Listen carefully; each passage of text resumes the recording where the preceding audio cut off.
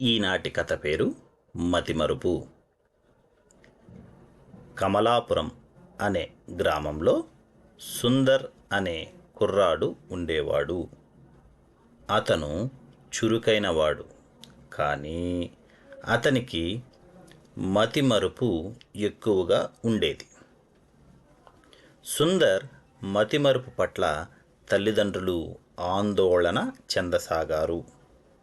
ఒకరోజు ఇంట్లో కుక్కపిల్ల ఉన్నదని సుందర్ మర్చిపోయాడు. ఇంటికి ఒత్తుడు తాళం వేసి బయటకు వెళ్ళిపోయాడు. కుక్కపిల్ల ఇంట్లోనే అరుస్తుంది. ఇరుగు పొరుగు వారు వచ్చి సుందర్ను పిలిచారు, కానీ సుందర్ జేబులో తాళం చెవి లేదు.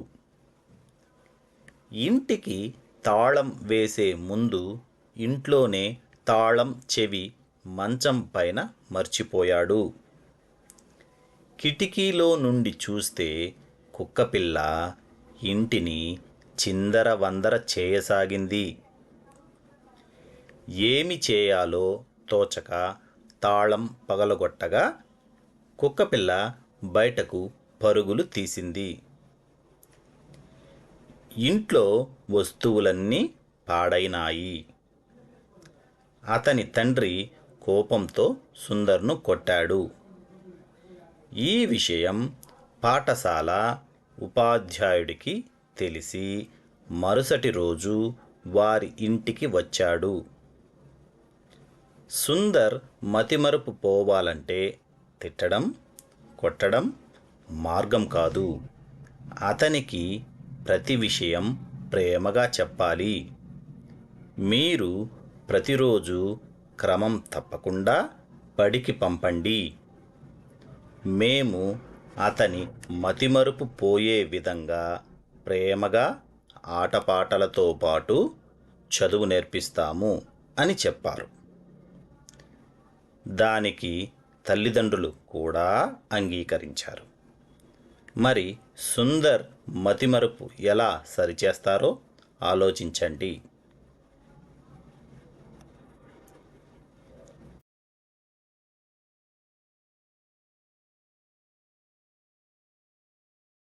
పిల్లలు,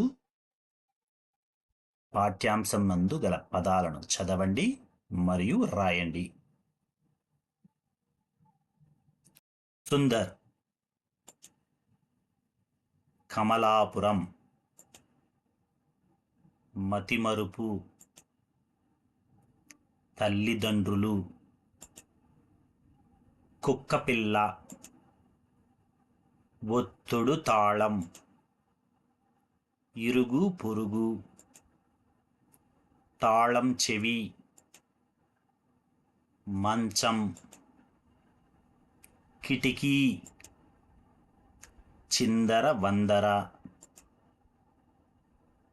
పగులగొట్టడం, పరుగులు, వస్తువులు, తండ్రి, కోపం, ఉపాధ్యాయుడు, మరుసటి రోజు, తిట్టడం, కొట్టడం, ప్రేమగా, బడి, క్రమం తప్పకుండా, ఆట పాటలు, అంగీకరించారు.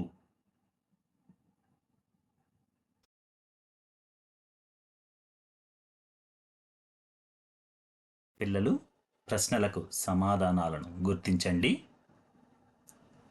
కమలాపురం అనే గ్రామంలో ఉండే కుర్రాడి పేరు ఏమిటి?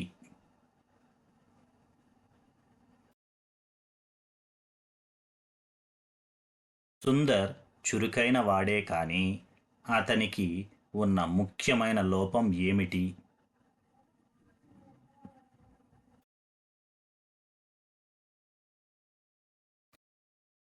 సుందర్ మతిమరుపు పట్ల ఎవరు ఆందోళన చెందసాగారు?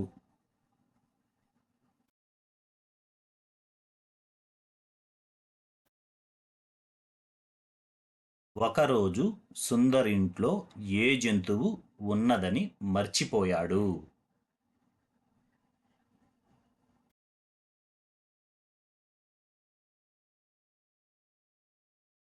ఇంటికి ఎలాంటి తాళం వేసి సుందర్ బయటికి వెళ్ళిపోయాడు.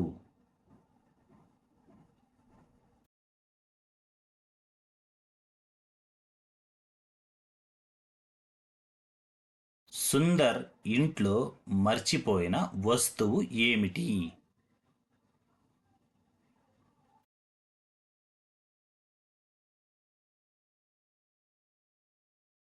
సుందర్ తాళం చెవిని ఎక్కడ మర్చిపోయాడు?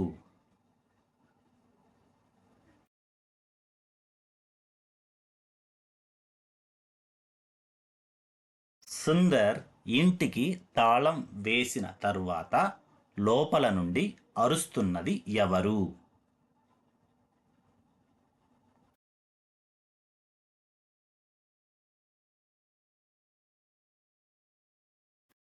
కుక్కపిల్ల అరుస్తుంటే సుందర్ను ఎవరు వచ్చి పిలిచారు?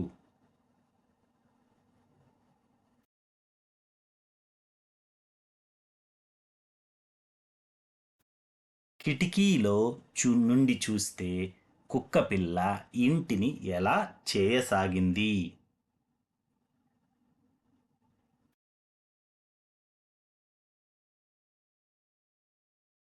ఏమి చేయాలో తోచక సుందర్ చివరకు ఏమి పగులుగొట్టాడు?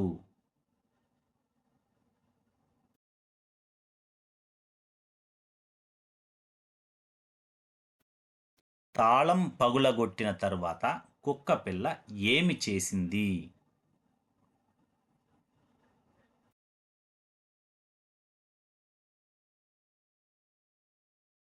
సుందర్ చేసిన పని వలన ఇంట్లో వస్తువులన్నీ ఏమయ్యాయి?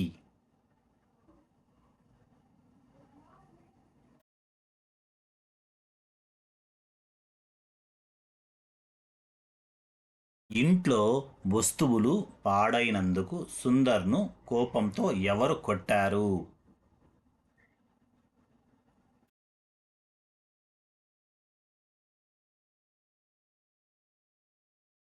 ఇంట్లో జరిగిన ఈ విషయం ఎవరికి తెలిసింది?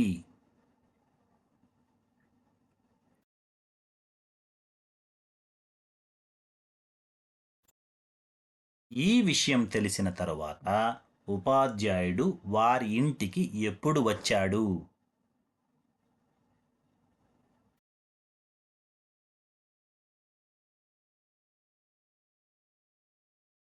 మతిమరుపు పోవాలంటే తిట్టడం, కొట్టడం మార్గం కాదని ఎవరు చెప్పారు?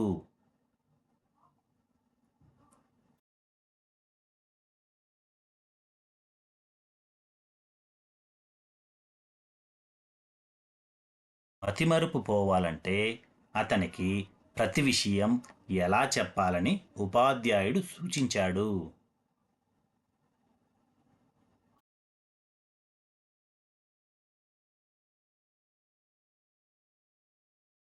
సుందర్ను ప్రతిరోజు క్రమం తప్పకుండా ఎక్కడికి పంపమని ఉపాధ్యాయుడు అడిగాడు?